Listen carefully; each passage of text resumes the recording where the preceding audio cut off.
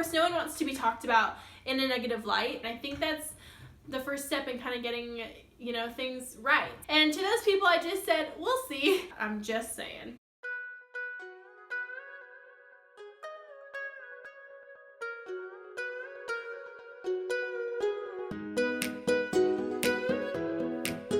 Hey guys, welcome back to my channel. My name is Maylene from Miss Calls Campers. If you're new here, welcome to the family. I'm so happy you're here. I'm a first-year first grade teacher in Middle Tennessee, and I'm kind of just documenting my whole experience through YouTube, so thanks for coming along. I have a really fun video today. It was organized by Kate from Kate the Sleepy Teacher. She brought a lot of us YouTubers together to do a What Would You Do?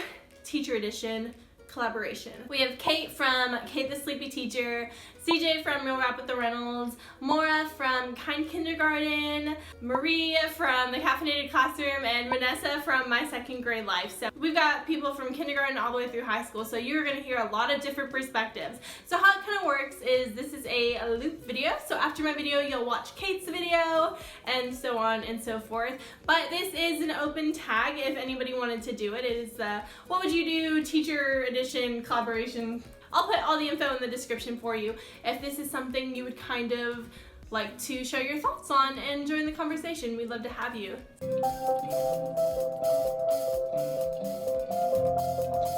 Question number 1. What would you do if coworkers were gossiping about you, or if your students were gossiping about each other? I have a lot of opinions on this.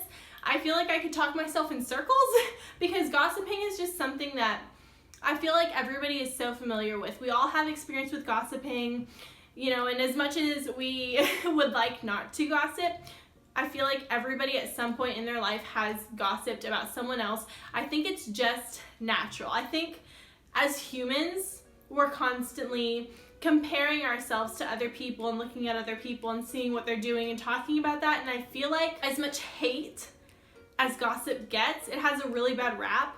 I feel like it's not necessarily a bad thing. It can be very destructive, don't get me wrong. Gossip can hurt people. It can hurt people in a lot of different ways.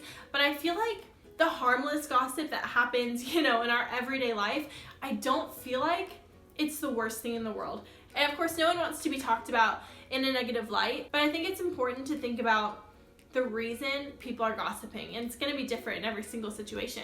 So if someone was gossiping about me, the first thing I would do is think about why. Like what are some reasons that they would possibly have to spend their time and energy that they could be spending on themselves talking about me? Why would they do that? There's lots of different reasons that people gossip. People can worry about other people and then gossip about them. People can be jealous of other people and gossip about them. People can just generally dislike people and gossip about them. There's an endless list of reasons why someone would gossip, but I think the most important thing in handling a situation like this is really understanding their motive and why they're doing it. And are you ever going to know for sure? Probably not. But taking the time to think about that at least makes me feel a little bit better, because in general I tend not to engage in those kind of things. I don't tend to engage in gossip. If someone's gossiping near me and I listen in a little bit, I just kind of tune out after a while. I'm not the person who's going to get up and leave the room, because gossip doesn't always happen in a situation where you really can leave the room all the time, as hard as that is to explain. But if you tune out, it's kind of like the same thing. So if someone's gossiping around me, I just tune out. If someone's gossiping about you, usually they're not doing it to your face, because it's not really gossip if they're doing it in front of you. But there have been plenty of situations in my life where someone has told me so-and-so said this about you, and whether or not they were trying to verify facts with me or get more information for someone to continue gossiping about, I just say, oh, that's great. I'm not going to sit here and say that I don't care about what people think, because I care a lot about what people think of me, because I think it's a reflection of myself. If someone thinks I'm a certain way to them, I am that way. Regardless, gossip isn't something that I necessarily kind of deal with head on. I haven't ever been in a situation where it's been particularly harmful to me yet. If it was a situation where, it was putting, my job in danger or something like that, it's something that I would absolutely go to that person about. If it's just, everyday gossip and talking just let them talk, because you can't control what they say. You can't control what they think. Even if you said something, it's not going to change their opinion of you. Usually they're already set in their ways. So I say don't waste your energy on trying to change someone else's mind. The only thing you can do is build them up with kindness and be as nice as you possibly can. At least that's my method. Some people probably have different methods. I don't care too much about gossip because it's not something that I really care to waste my time on and figure out who said what. I know who I am. I know what I like. I know what I do. And that's all that matters. So part 2 of this question is what to do if your students are gossiping about one another. And this is something that happens even in first grade. You would really be surprised. And a lot of times it's, a student coming up to me and telling me, so-and-so said I did this, but I didn't do this. And what I do is I always put it back on the students. I tell them, that's not my problem, go fix it. That's not what I started off with. I obviously started off with giving them strategies on how to talk to other people, if they felt hurt. And we always start off by telling the other person how we feel, letting them know how they affected us, and then it's the other person's turn to talk. Even in first grade, they can do that. They can work out their problems, but they always come to me first and kind of tattletale and say, so-and-so said this. So-and-so said I did this, but I didn't do this. And I always tell them, okay, go tell them how that makes you feel. And they always look at me like, oh. And then they go and do it, and the problem's solved 2 minutes later. So, and there's been other situations with my kids who would come up to me and tell me these things, and I would ask them, is it true? And they would say, no, it's not true. And I would say, okay, you know the truth, that's all that matters. So, and that's kind of my approach that I take on gossip. So that question's kind of funny because I'm thinking about like how I handle this situation and then how I tell my kids to handle the situation. Let me know what you would do. Question number 2. And I'm sweating because I'm wearing a sweater and it's not sweater weather anymore. It was this morning, but not anymore. What would you do if parents were upset about a grade? Again, I do teach first grade, so I don't really have grades, but I did just have parent-teacher conferences last night. I'm really exhausted. It's my first parent-teacher conference night and I am so tired. I had a headache all day today. Again, I teach first grade, so we don't give real grades. We give like 1s and 2s and 3s. You remember that system? We all remember that system. And it actually doesn't tell a parent a whole lot. I didn't have any parents who were upset about a grade, so I haven't experienced this yet. Even though some of my kids are not quite where we want them to be yet, none of my parents expressed any anger. But I feel like there's a lot you can do before things escalate. So you know your kids and you know what they're capable of. And one of my main goals this year was parent communication. So I communicate with my parents as often as I possibly can. I want them to see me as somebody who cares about them and their child and wants the best for them. And I really hope that all of my parents see me that way. And I know this is definitely a different question for, middle school and high school teachers who give grades left and right about things. Have I ever had a parent who's upset with a child's score in reading? I think that is a really great conversation to have. I think if a parent is upset about a grade, it's gonna, number one, tell you a lot about the parent and a lot about the student. And it's gonna open some doors for you to talk with them. Because chances are, if the parent is upset about something, it shows that they care. In some way, shape, or form, they care. And I think that's the first step in kind of getting things right. So I think if a parent did come to me and they were really upset about a grade, the first thing I would try to do is diffuse the situation, obviously be as calm as possible. And I think all my kids are awesome. I don't know about you guys, but all my kids are freaking fantastic. I love them to death. So I feel like the first thing I would do is kind of reassure that parent a little bit, and then start having those conversations like, well, this is what happened. This is why your child got this grade. This is the way we've been doing things all year. This is what's led up to this point. I have done this, this, and this to support your child. What can we do from here on out to make this better? What can we work on to get them where they need to be next time? And just turn it into a positive thing. I think for some kids, they care a lot about their grades and no one wants to get a bad grade. And a lot of times maybe the parents care a little bit more about their child's grade than the child does. But regardless, it's a conversation that needs to happen for some reason or another, and it's gonna do nothing but benefit the child in the future because you're having those important conversations. Hello. Has someone wants to join us? Oh, you're falling. Question number 3 is, what would you do if others were closed-minded about your ideas and tried their best to discourage you?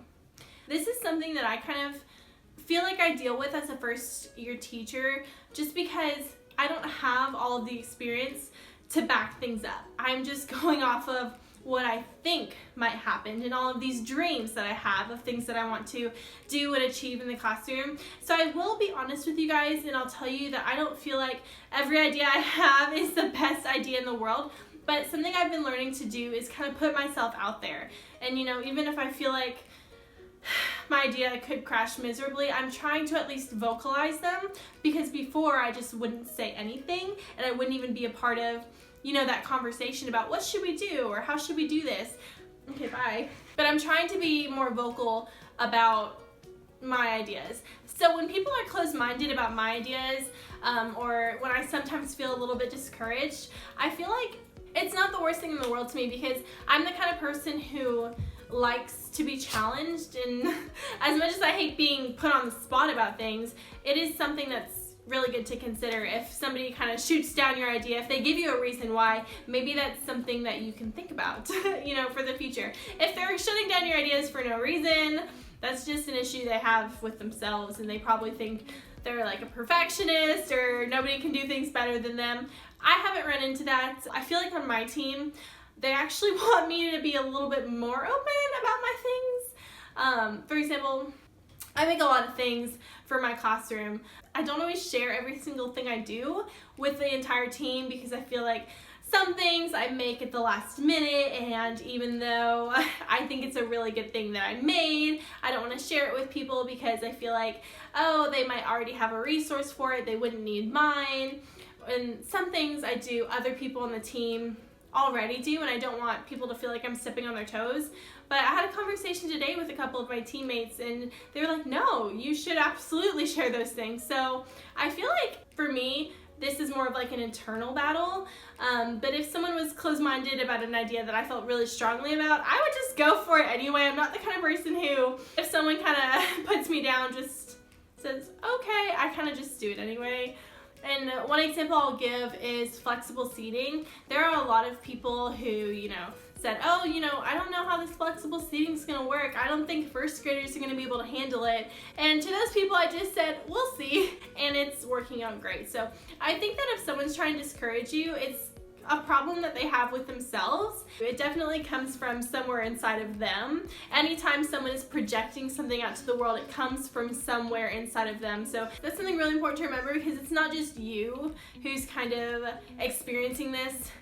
How am I going to say it? It's not just you experiencing this, they're experiencing something too. There's some kind of emotion that's happening behind the scenes that's making them project whatever they're projecting onto you. So I say just go for it, do what you want to do, and be awesome. The last question is, what would you do if someone stole your ideas? This one really gets under my skin, because it's not okay, it's never okay, and it will never be okay to take someone's ideas or claim them as your own. And as much as we as teachers joke about stealing things, it's just not cool. No one likes their ideas to be presented as somebody else's ideas. That is a terrible feeling. I definitely feel like there's a lot of different situations that this could happen in. It's happened to me before, but it's something that I will always speak up on. If someone is taking my ideas right in front of me, I will say something. There's been times on the internet where people have mimicked things that I've done, and I've said something to them and it gets fixed. There's been times in person where people have suggested something that I literally said to them, and then they say it like it's their own idea. This happens all the time in real life, and I say something every single time because I'm proud of my ideas, and I'm really proud of the fact that other people would support my ideas. I think there's lots of different ways you can give yourself credit in this kind of situation without being a jerk. So something I said before is, I'm glad you really liked my idea. Thanks for sharing my idea. Something like that, to where you're not necessarily attacking the person, and maybe they didn't even realize that they didn't give you credit. So I always try to give people the benefit of the doubt, like maybe they didn't do it on purpose, and nobody's ever argued with me about stealing my ideas. So whew, that took a lot of energy, but I hope, oh, my leg is asleep. I hope that something of the things I said make you think a little bit differently about people in general, because guys, no one wants to feel unliked. No one wants to feel like they're being gossiped about. No one wants their ideas to get stolen. No one wants any of these things to happen, but somehow it's all still happening. I feel like a lot of these things can start out harmless and then just snowball into something bigger. So I definitely say from the beginning, treat people with kindness, be kind, and just spread as much positivity as you can, because the world always needs more of that. I'm just saying. So welcome to the loop. If you haven't already, go ahead and watch Maria's video, Kate's video, and see their perspectives on this, and let me know in the comments below what you would do, or if this is a situation you faced, tell me what happened.